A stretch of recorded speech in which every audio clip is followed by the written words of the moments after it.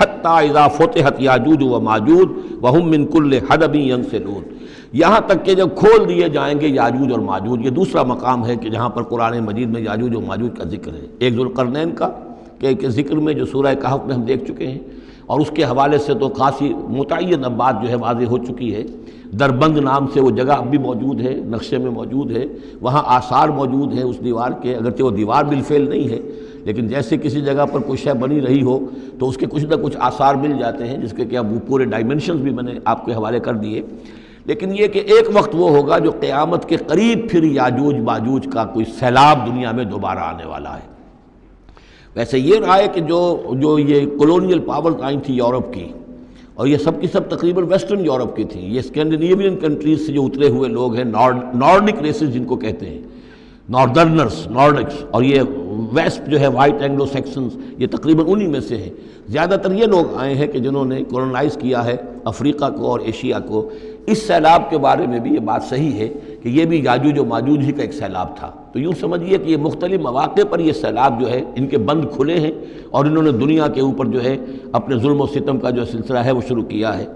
چنانچہ اس کے بارے میں علامہ اقبال کا وہ شعر بھی بہت صحیح ہے کہ کھل گئے یاجوج اور ماجوج کے لشکر تمام، چشم مسلم دیکھ لے تفسیر حرف ینسلون ومن کل حدب ینسلون، وہ ہر اونچائی کے اوپر سے پھسلتے ہوئے چلے آئیں گے۔ لیکن یہ جس طریقے سے کہ یہ آئے تھے، اب فرانسیسی آ گئے، ولندیزی آ گئے، برطانوی آ گئے، ملایا اور انڈونیشیا اور یہ سب کے سب غلام ہو گئے، ہندوستان غلام ہو گیا، ہوتے ہوتے یہ ہے کہ پورا ایشیا، پورا افریقہ انہوں نے غلام بنا لیا۔ اس وقت یہ کہ ایک دفعہ وہ ان کا جو سیلاب ہے وہ پیچھے چلا گیا ہے، فوجیں چلی گئی ہیں، اب جو ہے بڑے انویزیبل طریقے پر وہ حکومت کر رہے ہیں۔ حکومت انہی کی ہے ابھی،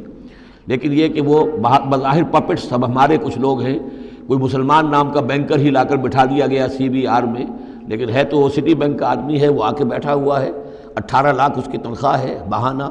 یہ سب کے سب ان کے کارندے جو ہیں وہ یہاں پر آ کر بٹھا دیے گئے ہیں۔ وہ سارا نظام جو ہے اس وقت یا ملٹی نیشنلز کا یا IMF کا، ورلڈ بینک کا، تو یہ اس وقت صورت ہے۔ لیکن بالفعل وہ جو فوجیں تھیں، برطانوی فوجیں تھیں اور فرانسیسی فوجیں تھیں اور اطالوی فوجیں تھیں اور فلاں فوجیں، وہ نکل چکی ہیں، جا چکی ہیں۔ البتہ ایک مرتبہ پھر یہ سیلاب آنا ہے،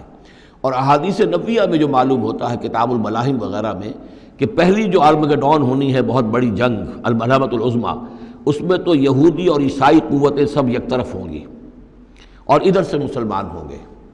لیکن یہ کہ یہ مڈل ایسٹ میں یہ جنگ لڑی جائے گی، یہی فلسطین، یہی شام کا میدان، یہی اس کا میدان جنگ بنے گا، اور بہت بڑی تباہی یہاں آئے گی۔